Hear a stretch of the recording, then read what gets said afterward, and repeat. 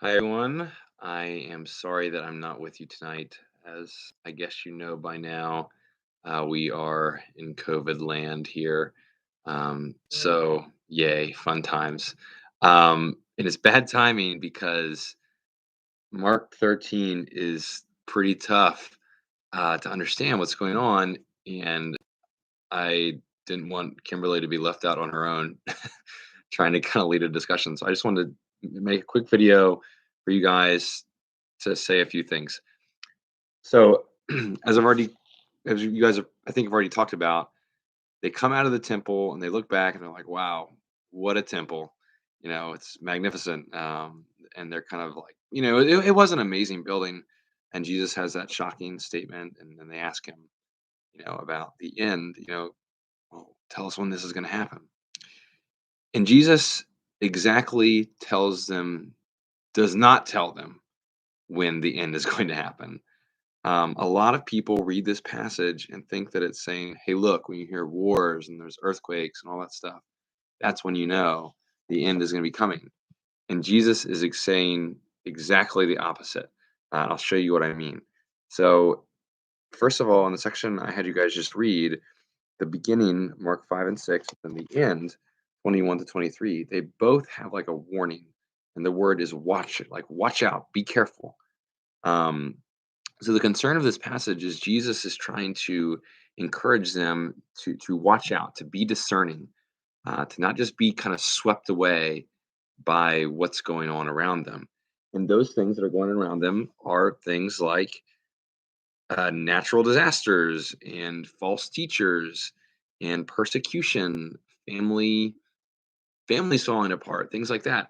And what Jesus is saying in this passage is like, look, these are things that are going to happen. Yes, these things have to happen before the end, but they're not signs of the end.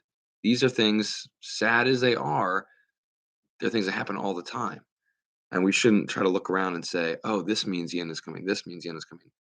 He's kind of saying that's not what you should be doing. Instead, you should be keeping watch over yourself so you're not swayed. Um, in particular, though, in 14 to 20, Jesus seems to shift gears and talk about something that is going to happen specifically in Jerusalem, and that is the destruction of the temple. And he seems to be saying when this abomination of desolation comes in the temple, and we don't know what that is. There's a lot of ideas. We won't get into it here. When that happens, you need to get out of there because the temple is coming down. Um, we know that this actually happened. The temple did come down, and there were people who did not flee. They clung to the temple because it was their sign of national security, and they thought that like this is God's house, and they died because they wouldn't flee. And Jesus is saying, "Don't hang on to this. This is not what your faith is about."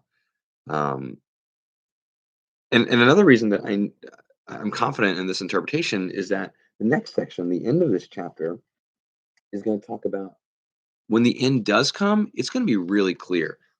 You'll see in just a couple minutes, like some of the clear signs, like the sun will be darkened, the moon will not give its light. Like there's not going to be any mistaking that Jesus is returning, that the end has come. Um, One thing I need to address real quick is in 26. Uh, yeah, in 28, 28 to 34. Seems like Jesus is saying kind of two different things. In the first part, I think that he's saying like when you see these signs happening here in the temple, that's when you run. In the next part, he's doubling down and saying, but let me be clear, I don't know when the end is coming. Only the Father knows when the end is coming, which is a whole nother interesting thing in and of itself. So the question is, why does he have this passage at all? Like, what is the point of this passage? And so, real quick, I want to give you three things.